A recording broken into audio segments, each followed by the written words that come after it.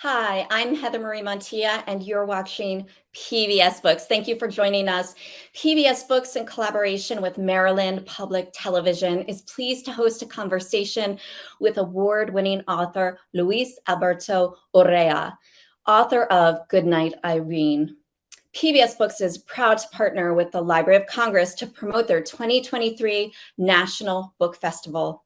Let's take a moment to hear from the Librarian of Congress, Dr. Carla Hayden. I'm Carla Hayden, Librarian of Congress, and I want to give a thank you to PBS Books for supporting the National Book Festival. Hope you can join us in Washington and online for this year's festival on Saturday, August the 12th. Well, thank you, Dr. Hayden.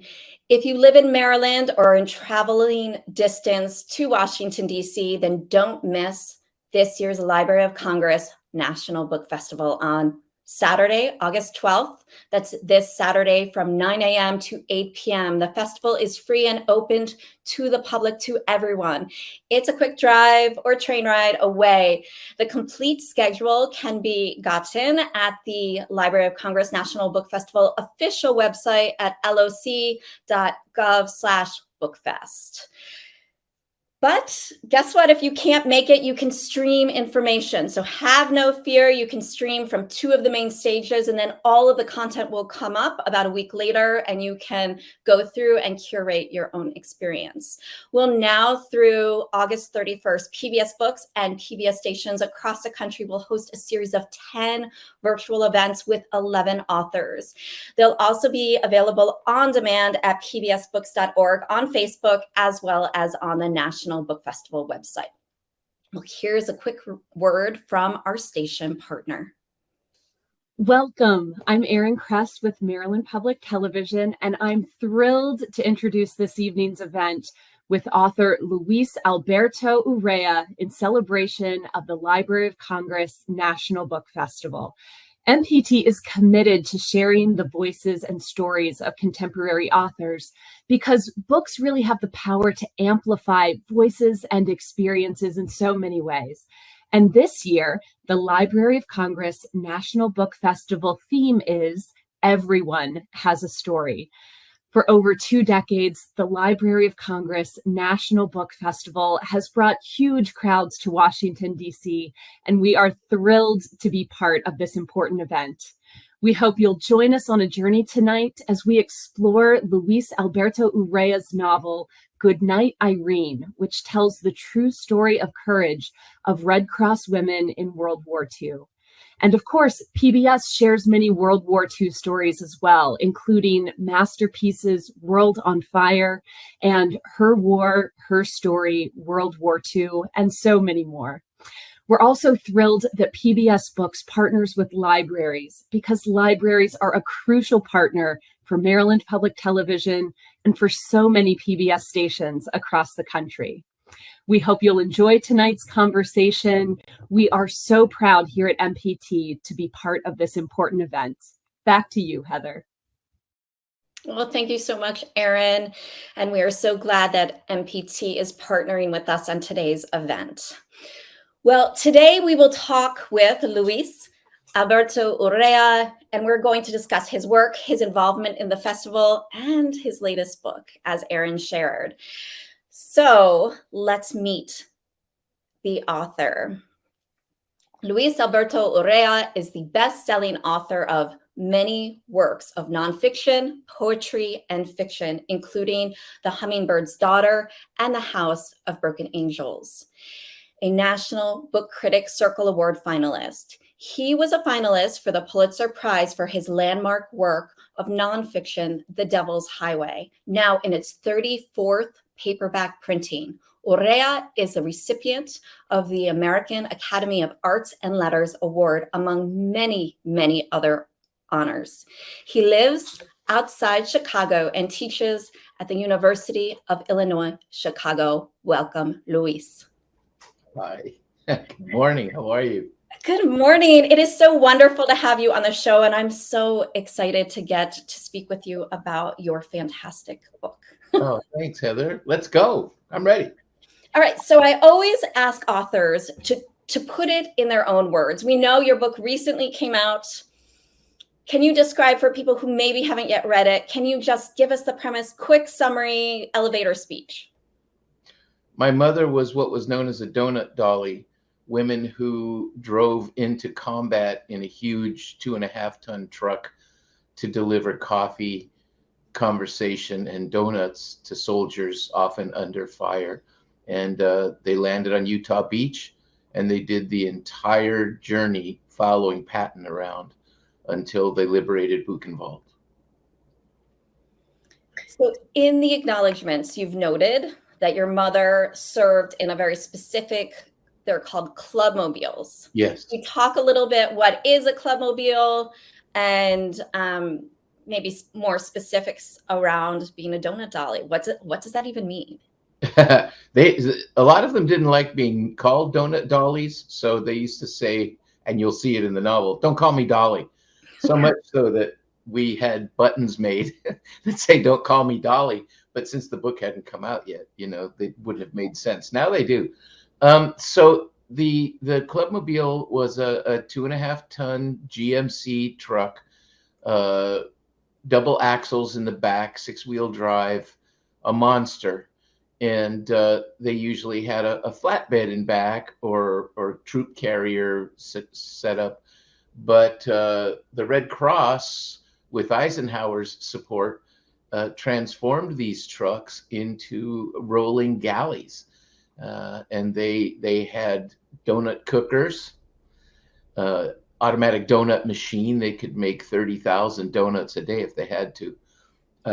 It had 2 huge coffee makers, reservoirs for water, and in the back, a record player on a swivel they could pull down from the wall, and they had loudspeakers. And when the GIs gathered to get the donuts, they could play them the hits. So she was a DJ as well as a donut cook. And the clubmobile came out of the Red Cross clubs that they had for enlisted men and for officers. And it was Eisenhower's brilliance, I think, to make it mobile. Take it to the boys. It's really an incredible story. I mean, so when did you first learn about your mother's history and what inspired you to write this story? Well, there was a portrait of my mom always in our house in her Red Cross uniform. So I grew up seeing that. She had a foot locker that the Army had given each of the women, a soldier's foot locker. And in our sad little apartment in San Diego, it served as a coffee table. And the foot locker was full of memorabilia that I wasn't supposed to look at. But of course, mom's not around. You open it up, and she knew I had done it. Moms are psychic. I'm warning all the guys here. Moms are psychic. She knew I had gotten into it. And so she tried to explain some of it. And later in life, she was consumed by horror, isolation, nightmares every night. And I realized PTSD. She honestly had lifelong horror from the experiences. So it was both the best thing that ever happened to her and the worst. But she was always deeply proud of it. And after she died in 1990, I just kept thinking about this story and how so much of it has slipped away. And I have all of her archives, all her photographs, all that kind of stuff. And the woman who drove the truck was a woman named Jill Pitts. And Jill became the character of Dorothy in the novel. Of course, my mom inspired Irene. And I just want to say to you that Dorothy, we thought she was dead, and she was not. And one of the weird things about the book, it turned out that she lived 90 minutes away from us in Illinois. We thought she was long gone. We contacted her. She invited us to please come see her. She was this fabulous, very canny, very smart 94-year-old veteran. When we went in her house, there was a portrait of my mother on the wall. though they had lost contact with each other in 1954. So I knew when my mother started to isolate. I was looking at the picture, and the whole novel came from this moment. And by the way, Jill didn't like that Luis business. She called me Louis. Louis. And I was looking at the picture, and she said, Louis, I drove the truck, but your mother brought the joy. And my mom suddenly wasn't my mom. It was this 27-year-old New York fashion plate who apparently brought delight to all the combat that she could. And that's where the book came from. Well, that's an incredible story. And if we can take a quick moment before we go any farther. So inside the book, I noticed before I started reading it that there are these images. Yeah, that's them. What are we looking at? Well, let's see. The one with my mom sort of in profile with her little hat on and her uniform was really handy to me because you can only see these pictures in black and white, of course. And when we found at the World War II Museum in New Orleans donut dolly uniforms, we found out that they were blue, that Eisenhower had sent off to a haberdashery in London to make them by hand. So they were bespoke uniforms. And that was transformative for me. The pictures of them gathered around the vehicle, that's the actual truck they drove. It was the Cheyenne. There were 120 trucks in that campaign, in that theater of war. And when you see the little cutie grinning with a pixie-ish grin, that's my mom. The tall woman, that's Jill. And then they always had a third girl in the truck, they called her. And in those early days that those pictures are from, it's a woman named Helen. And that was the milieu in which they lived. And it was their magical craft that took them into combat and got them out of combat. In the book, you note that you traveled thousands of miles, visited many museums, warehouses, ruins, archives, countries, crematoria, as well as interviewed survivors and experts. How long did the process take for you to write this book? And what was your research process, if we could discuss it a little bit? Because it's inspired by such a personal story. Right. Well, in some sense, I realized I'd been working on it my whole life, didn't know it. I think this is the ultimate testament I can write. I don't know that I can do better than this book, honestly. That sounds like a shill, but it isn't. I just, went places I didn't know I was going to go. I had her stuff. I had archives of photographs. I had letters. I have, that patch that's in the montage is actually her Red Cross patch in the book. I have her ribbon, her campaign ribbon, all that stuff. And her journals, which I found unbearable. I couldn't take them. So Cindy, my wife, we're partners in all these projects. She read the stuff I couldn't take. And then Jill, Jill was, like I said, 94 when we met her. She died at 102. And she had really beautifully organized archives of things. And there are no official records that we know of because the Red Cross building with those records burned down and they're gone. So the women have vanished, gone with the wind, so to speak. And you get stories from people whose grandmother or mother did it, and they don't know where they served. They don't know the name of the truck. They just know mom did this. And we had this wonderful thing happen on this tour. I'm in the middle of the tour for Irene. A woman brought a picture of her mom standing in front of one of these trucks, and she didn't know the name of the truck. But we have our research that we've put together, and we were able to find the name of the truck and where she was when she did the service. And Cindy found out that this truck was the first truck through the Arc de Triomphe in the liberation of Paris. So to be able to give that back to a daughter is the best. You know, it's better than literary accolades for sure. That's incredible. So in some ways, the product of your research, in many ways, the product of your research is this novel. And that's what we're here to talk about. Well, Absolutely. we're here to talk about you and what Oh, a big deal you are. But I also, before we go there, I want to know, where is this research going to live? So I'm sure, like, where is it going to live once you are on? I mean, are you going to start another project, and then where will all this research live? So if someone wants to consult your research, like, will it be at the Library of Congress? Will it be, or have you not decided yet? oh, aren't you sly? I think I'll put it behind a paywall. No. Ancestry.com, here we come. Wouldn't that be the worst? Yeah, buy an Irene t-shirt.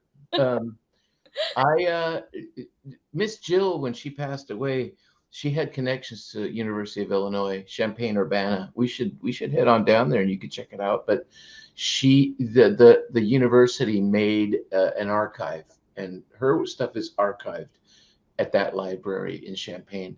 I'm not sure what to do with the stuff we have. I would like to organize it, maybe get an actual library or historian to help us get it all in order and possibly put it somewhere. The people in New Orleans were super kind, super generous. It'd be nice to donate it or maybe leave it, because I don't think I can part with it yet. You know what I'm saying? Mm-hmm. It matters. It means so much to me. But I would like to put it somewhere permanent. I have my mother's photographs from Buchenwald, which are grim and horrible. And I have long thought, I'm not sure I like these photographs in my house, and they should be somewhere. So I'm thinking about donating those to the one of the Holocaust museums, maybe the Smithsonian, just to put it in the proper collection that it should be in. Well, it's interesting, and we could talk about a traveling exhibit, because as you talked about traveling the country, similar to the donut truck, right? I feel like that exhibit, it would be very much in the same vein. But let's talk more about that later. Okay. This year, the Library of Congress National Book Festival theme, very fittingly, is Everyone Has a Story.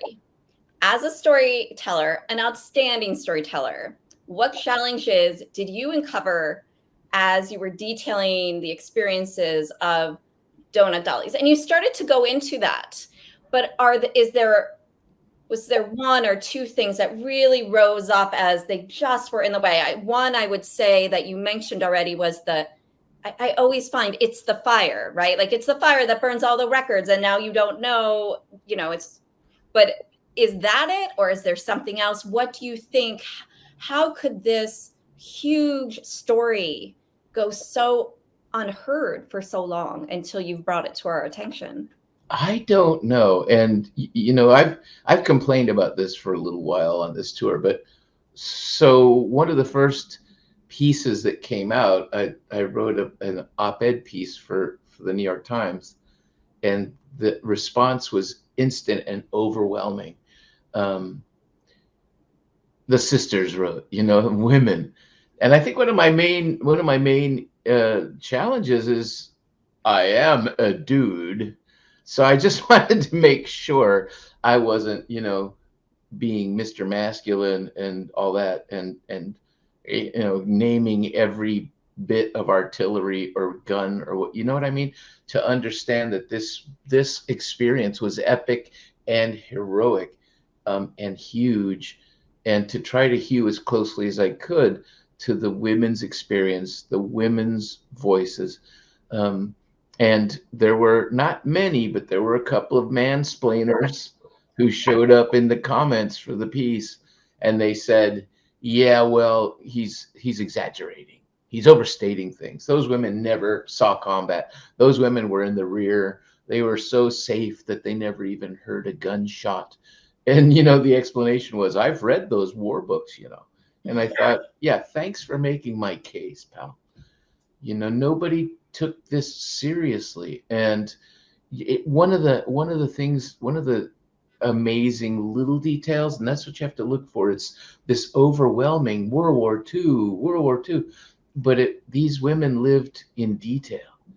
The war was in the truck, in their friendships, in their relationships with these boys that they were trying to hold up. They were trained in a lot of things, of course, making donuts, driving the monster truck, gas masks, all this weird stuff they had to train in.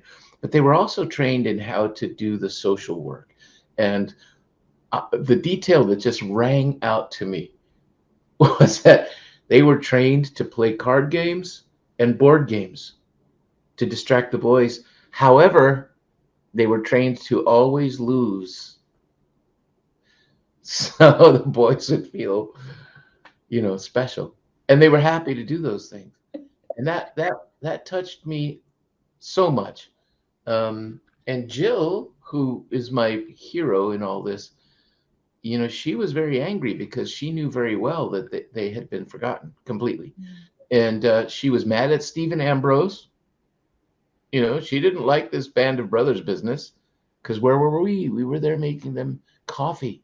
We were there wiping their brows. They helped. My mom and Jill helped in an emergency surgery on a GI who'd been shot up with machine guns. Where were we? And then when Tom Brokaw, God bless him, I love him. I don't know him, but I love him, from watching him. He was doing those series about the Greatest Generation and so forth. And she started writing to him and saying, where are we? Where are we? We've been forgotten. You don't talk hardly about the nurses. You don't talk about us at all. We were there. We were there. And he didn't ever answer her. Of course, he's a busy man. But his secretary wrote to her and said something like, it's very interesting, and if we find a minute, we'll mention them. And they never did. So Jill had a lifelong vendetta about him. And she used to call him the one with the hair. That one with that hair on television. Because she felt betrayed by history. She didn't think that they were on, she had the soldier exalted. But she did want to at least be recognized for what they had gone through, or what they had done to support those boys. So let's talk about your characters. Obviously, they were inspired by real life people and stories. Through your research, you incorporated, or did you weave in stories of other people's experiences into what you wrote in the novel?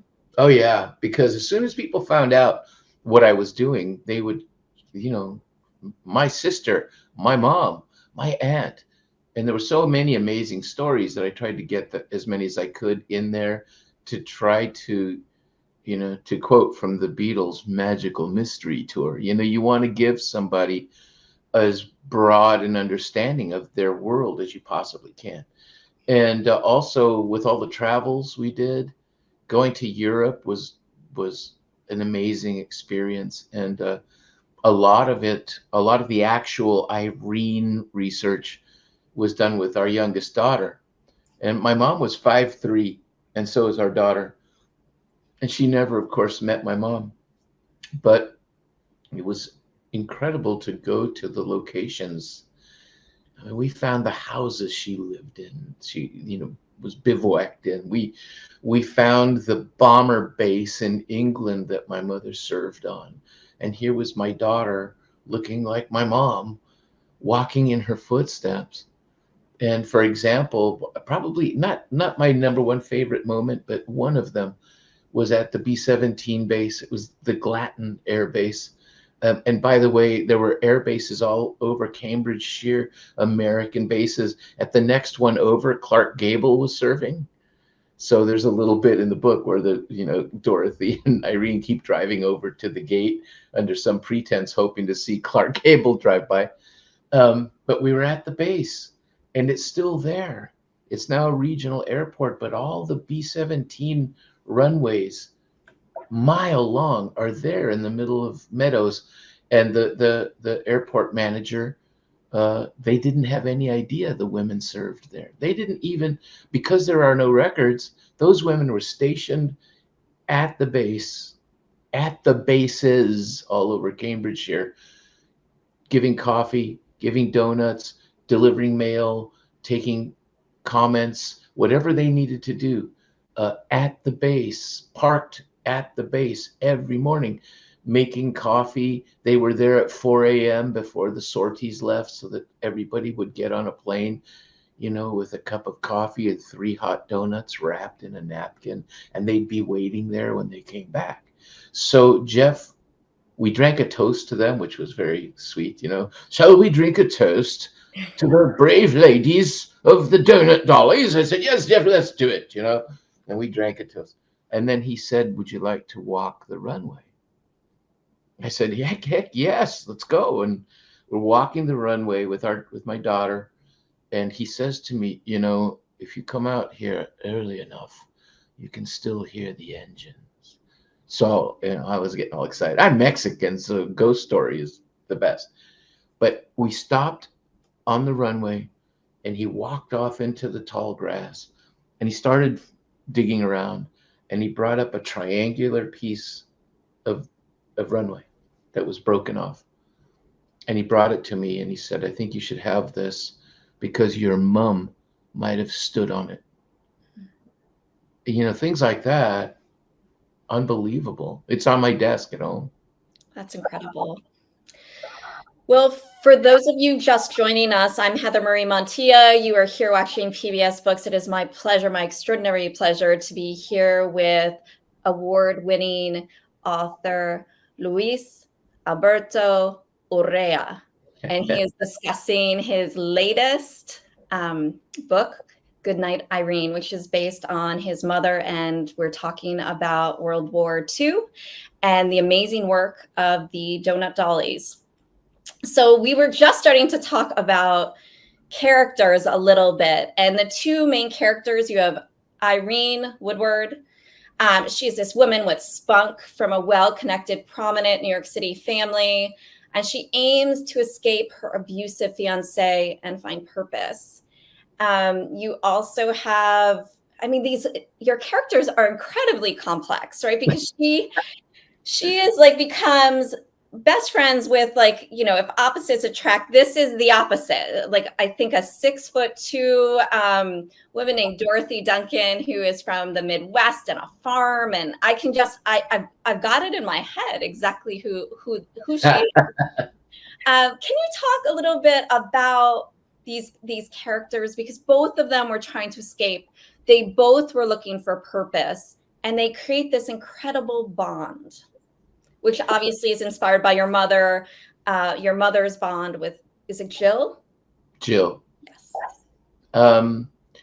Yeah, women's friendship. It's an amazing thing. And Jill used to talk about this. We spent, as I said earlier, years hanging out with her and getting the lowdown on the real nitty-gritty of their lives. And I think she was sad that the depth of women's friendship, the true power of it, free of the lens of our postulating as dudes. We think we're the record keepers of everything. But what's a real women's friendship like? What is it like? And it really touched me deeply. And there are a lot of scenes in that book just about their friendship. And there is a romance. There's a little story about that guy if you want to hear it later. But there's a romance where Irene falls in love with the gent. But the reality is that the love story is between Irene and Dorothy. And, the love story that would last for all time was this friendship with this person, even though in real life, my mother's sorrows pulled her away from everything. She never went back to New York. She didn't go back to her family. She stayed in California, and she didn't like it. So I thought my mom's very confusing. And like I said, Jill gave me an eyewitness account of who Mom was in her vivacity before she was wounded. So that was important. Also, since we're talking books here, my I guess discoverer was Ursula Le Guin, and Ursula was my first uh, mojo master. She published my first story in an anthology, and she guided me through a lot of things. And I was a callow youth. I met her in 1977. I took her to see Star Wars. Dig that. And she was hilarious because she kept correcting the science. She would lean over. She used to call me Luisito. And she leaned over in her seat and she said, Luisito, when they go into hyperspace, those stars need to turn blue. Oh, okay, And when they slow down, they should be red. I said, wow, yeah, okay. And she's the one who told me, I was in college, and she told me, Luisito, it's time for us to become feminists, isn't it? And I said, what? And she said, yeah, you need to be a feminist. And I said, how do I do that? And she said, you begin by taking women's lit classes for the rest of your college career.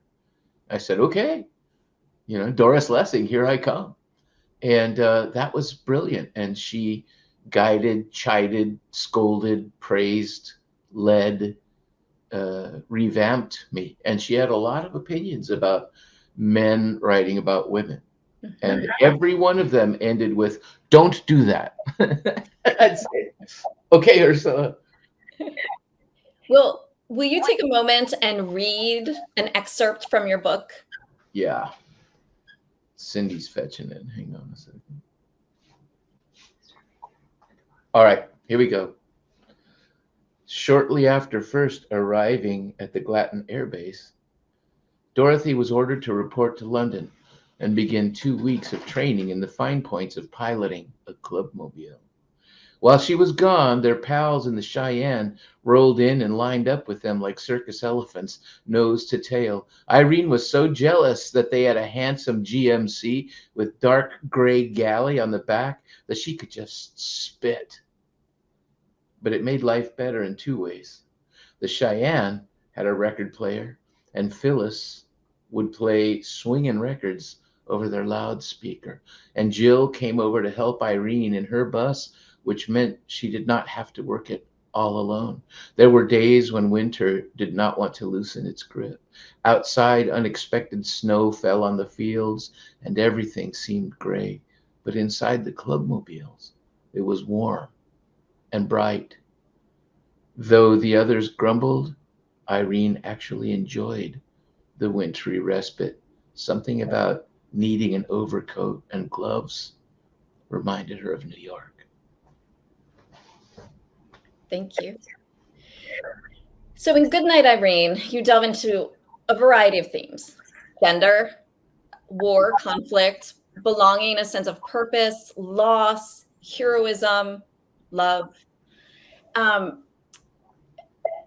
I'm not going to say which theme you have to tell me, but if you could tell us all a story that is representative of one of those many themes, that is something that happened between Dorothy and Irene. Oh Lord, I know there's many. Yeah. There's a scene later in the book, which is one of my favorite scenes in the whole book, and I wrote it under the constant prodding of Cindy because she wanted a deepening of some things. And there's a moment, Irene has a dalliance with of course, a dashing fighter pilot, and she's mooning and thinking about him, and there's a kind of a come to Jesus moment when the two of them are coming toward the climax, I think, of the book, and they're sitting by the side of the road and just having that talk you might be lucky enough to have, that deep, deep, gloves off talk with your best friend about what love is and what matters, and to realize that, oh, romances come and go, tragedies come and go. This war is going to end one day. We will still be here. We are what matters. This thing we have between us. Um, and it got to me because I'm at that age when many of my best friends from childhood are gone. There's been an orgy of death the last couple of years, and that scene, it's dramatic, but it choked me up because I realized that those friends will always be the friends of my lifetime. Mm. And they're gone, and I miss them terribly. And I thought, yes, there's a lot of loss in this novel, a lot of death and loss, but those two were the story. Mm-hmm.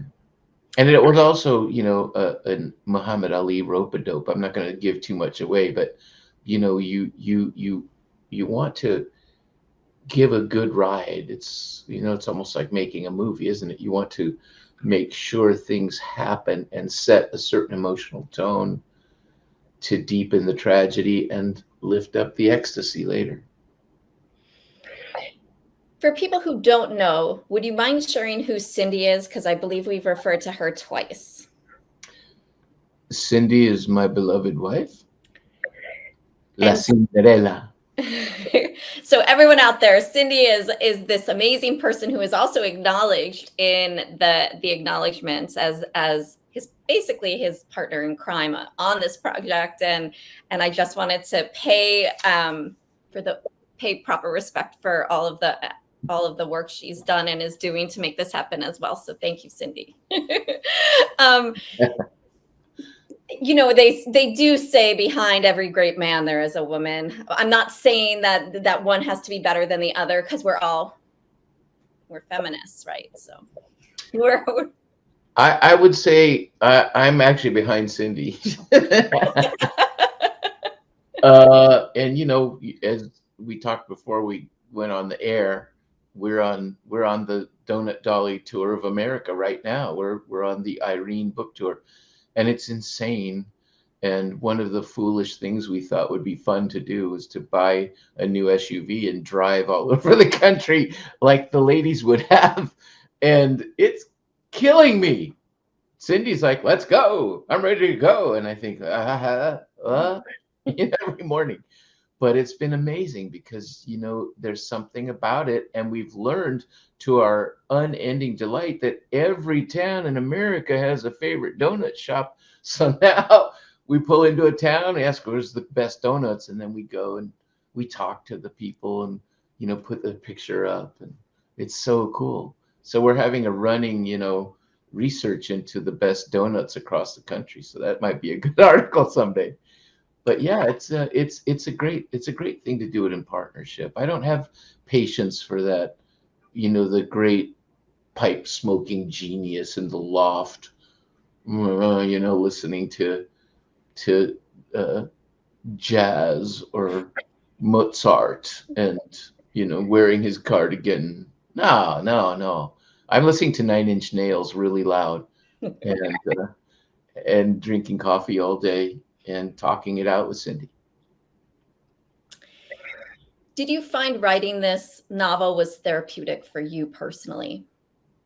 Oh, yeah. Yeah, I was afraid of it. Honestly, I didn't know how I was going to deal with the repercussions or the responsibility. But I knew I had to. I didn't know if I'd publish it or not. But I knew I had to. And I wrote several versions of it, and they were pretty awful. And I realized I was working my way through it. And my agent, Julie Barrer, is very patient and smart. And she read every version, and every one of them didn't want to talk about World War II. I thought, what a cliche. I mean, all you have to do is go to Costco And the Costco book table has got dozens of World War II books, with kicky young women seen from behind dancing down the road or something. And I didn't want to do that. I wanted to do something, your bid for not maybe eternity, but for serious something. And Julie would read every draft and she'd always say, that's really good. No, that's really interesting. Realism, all that. But World War II. And I'd say, World War II. Nah, it's about the aftermath. World War II. And after a couple of drafts, I got the message. I thought, oh, World War II. And as soon as I did that, then all this other, focusing on my mother's pain, which was what I was doing, because that's what I knew, did not touch the glory of what she lived. For example, her world was so different from mine. So she was the only American in my entire family, the only New Yorker. I'd never been anywhere. I'd been to Sinaloa. I'd been to the Grand Canyon. Oh, Disneyland. But I'd never been anywhere. And here she was talking about Manhattan, dear boy. The family knew Steinbeck. The family knew Einstein. One of her best friends was the editor of Paris Vogue, who was besties with one of Hemingway's wives. And so she would tell me all these inside stories about these people, which was astonishing. Thanks to my mom, Hemingway was one of my early literary heroes. She adored him. And I stole the opening from Ernest Hemingway. Thank you very much. There's some literary gossip for you. I stole the opening of A Movable Feast. He starts that book with the word then, and you're running before you know what's happening. And I thought, thank you, Papa Hemingway. I'm gonna steal that.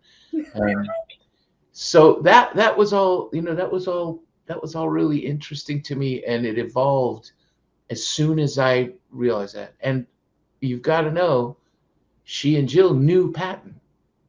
He knew them. They saw him all the time. And when the movie Patton came out, she made me go see it, which was when I was a callow youth. The last thing I wanted to do was go watch a 3-hour-long World War II epic about some general. And we sat through it 3 times. Wow. I thought, oh my God, Mom. And she said to me, one of the cryptic little clues that led to the novel without knowing it was, we were on the bus home and she said to me, Georgie Patton was a very naughty boy. And I was like, Mom, what do you mean? And I thought, don't tell me, I don't know, whatever. But I don't think it was in naughty, womanizing, just a hellraiser. I think she was very amused by this. Well, this has been an amazing conversation to learn about your book. I'm so lucky because the reason we've been put together is because the Library of Congress National Book Festival is happening on this Saturday. Can we expect to see you there? I believe I will be there. I will be there. I might even bring donuts. You never know. Have you been there before? Yes. Yeah. Wonderful. Many times? A couple times. Yeah. And you see all your heroes, and you find yourself hobnobbing with legends and just being there is it's so fantastic, of course. So yeah. I only went once. I went in 2019 and I realized that my people were there. Right? Not only could I see the people I've always I've read and I aspire to, but then I'm finding new people I admire and I can read their works too. Yes. And just every genre, every type, from kids, graphic novels, poetry, fiction, nonfiction, sci-fi, anything you want is there. And I think the one thing I learned was make sure you make a plan before you go, because if not, it goes like that because it's only one day. It's overwhelming. And you won't be able to see all that you want to see, and you won't be able to go spy on all of your heroes. So it's a luxurious pain to say, this hero or that hero, this favorite or that favorite. But it's all just it's so wonderful. And it's in these times, ahem, especially all the struggles that we've gone through in the country and with politics, it is so astonishing to go to some place that makes you just celebrate. There's something so good still here, and it's between book covers. So it's a beautiful thing. Well, Yeah. I think it's for the curious person, and what is similar. That's why PBS and libraries, people who go there are curious, and you want to always learn. And I know for me, reading your book and getting to spend the last hour with you, I've learned so much, and it's been incredible. And I just want to thank you for your creativity, your honesty, for also for Cindy to help with all of this, because I'm sure this was traveling and getting to those archives and just every little piece of what you did to make this book as incredible, as believable. The characters are so developed, and you are in the room when something scary happens. You are in the room with Irene, with Dorothy, with, and I encourage everyone who hasn't yet read it, pick it up and read it.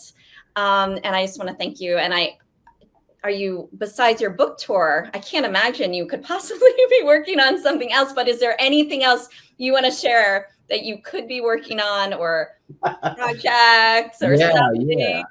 Yeah. Well, I am a literary factory, but I just published a very small press book of poetry because I like to have poetry. Poetry is my secret weapon. But I do that for me. I don't try to, push myself as the new Rod McEwen or something. I'm just to do that quietly. And Irene was so all-consuming that I blew right past a delivery date for my next novel because I think I don't know if I can write any more novels, but I'm going to. And this one's a more jolly, sort of a modern myth kind of a book called The Zebras of Tijuana, because I'm fascinated with my hometown having an obsession with painting donkeys to look like zebras. So, it's sort of a Garcia Marquez-esque romp about where that happened, where did it come from, and who are the people. And one of the characters from Into the Beautiful North returns. So that's fun. I hope I'll get to have you back then to get to talk and hear more about it. So thank you so much for being here and for sharing. And we look forward to seeing you again soon. It's time to close the show. I just want to remind everyone out there, if you can get to the Library of Congress National Book Festival this weekend, August 12th, all day, it's free and open to the public. Please come. It is an incredible experience. It's tons of fun. And you will learn, and you will laugh, you will cry, you will do everything you will want to do in one day. Until next time, I'm Heather Marie Montilla, and happy reading.